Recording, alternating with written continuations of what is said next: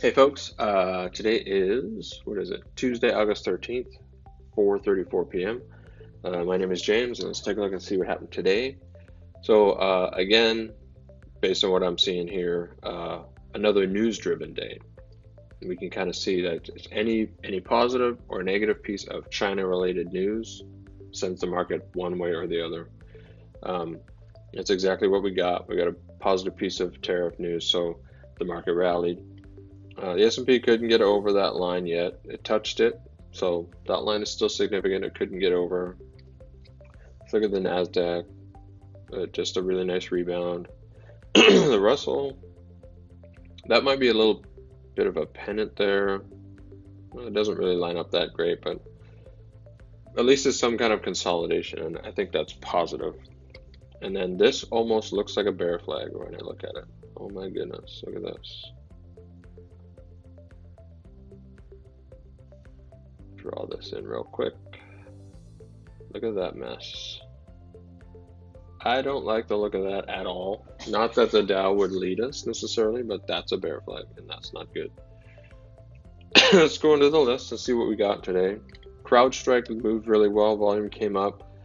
I was considering buying it here. I would have wanted it, like I mentioned yesterday, I would have wanted it to close just past the line.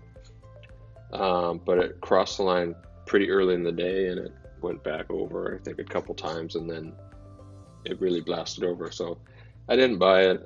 I'm still really uneasy in this market. I was burned quite a few times earlier, and I'm kind of like, whoa, because I just don't trust it right now. I don't trust the market at all right now. But that looks really good. If you got in, it looks great. I actually noticed that there might have been a better purchase right there. Whoops. Only that didn't do that. Right here. This line. Right across there. There might have been a better buy right there. I didn't point that one out, but I noticed it later. But if you got in there, or you got in, right there, it's still pretty good. Set your stop and let it ride and see what you get. Paycom is coming up to approaching the upper line. That looks pretty good. Mongo still in that pattern. I like that. Trade Desk, I like that. VEEV, nice and tight. Ooh, Jazz. I'm not sure if that's going to work out. Planet Fitness, still below the line. INCY still in the pattern. Tandem still below the line. LYFT bounced back in. I'll hold that. Keep the pattern. I'll keep the stock in the list, and we'll see what that pattern does. This guy, you can see it obeying that upper line. Bounced off today. That's good. That tells us that pattern is actually good. Netflix tried to come out. It's like right there. Maybe if you bought at the line, you're still in. You didn't get stopped out, so we'll have to see what that does. But yeah, I tried. Volume's not that great though. JEC still under the line.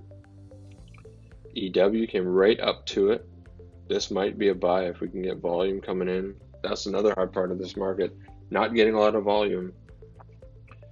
If it can get over that line though and close above it, that might still be enough to say we could buy that. SRE, nice rebound up today.